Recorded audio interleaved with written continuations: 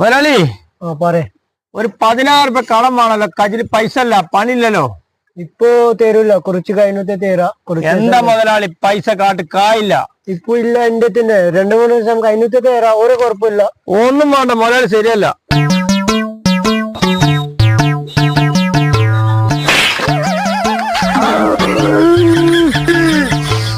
ഇവിടെ ആറടിച്ചു? ജി അടിച്ചോ? ഞാൻ അടിച്ചതല്ല.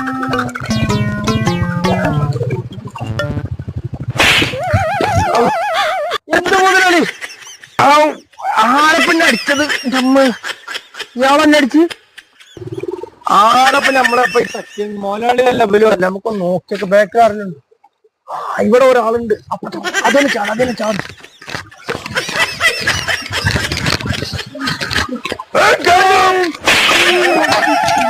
മുതലാളി നമ്മളെ ഈ കച്ചിക്കണത്